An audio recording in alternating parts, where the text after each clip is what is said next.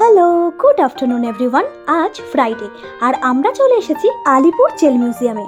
এবার তোমাদের জানার সুবিধার্থে বলে রাখি, যেহেতু এটা প্রথমে জেল ছিল, তাই এই জেলের সমস্ত কয়েদিদেরকে অন্যান্য জেলে ট্রান্সফার করে দেওয়া হয়েছে এবং 2022 সালে এই আলিপুর জেলকে খুব সুন্দর মিউজিয়ামে পরিণত করা হয়েছে। টু বি অনেস্ট, এই জেল মিউজিয়ামের আনাচে কানাচে লুকিয়ে রয়েছে অসংখ্য স্বাধীনতা সংগ্রামীদের গল্প।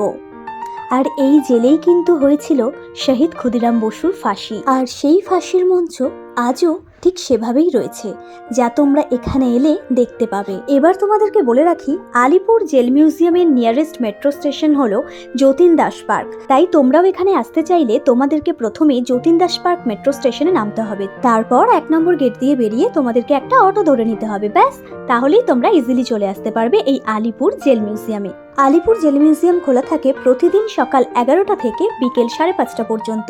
তবে প্রত্যেক সোমবার এই মিউজিয়াম বন্ধ থাকে। এই মিউজিয়ামের এন্ট্রি টিকিট হলো পার হেড 30 টাকা করে। এই জেল মিউজিয়ামে প্রত্যেকদিন সন্ধ্যে 6টা থেকে শুরু হয় লাইট অ্যান্ড সাউন্ডের শো, যার টিকিট প্রাইস পার হেড 100 টাকা করে। তাই তোমরাও একবার এসে এত সুন্দর একটা জেল মিউজিয়াম অবশ্যই ভিজিট করো। সাথে লাইট অ্যান্ড সাউন্ডের শোটা কিন্তু একদম মিস করো না। আলিপুর জেল মিউজিয়াম সম্পর্কিত সমস্ত তথ্য আমার ইউটিউব চ্যানেলের ফুল ব্লগে দেওয়া রয়েছে, তোমরা চাইলে চেক করে নিতে পারো। আর এরকম আরো অনেক ইনফরমেশন পাওয়ার জন্য আমার চ্যানেলটা সাবস্ক্রাইব করতে কিন্তু একদম ভুলো না। সবাই খুব ভালো থেকো, আবার আসবো নতুন কোনো মিনি ব্লগ নিয়ে। এখনকার মতো সবাইকে টাটা।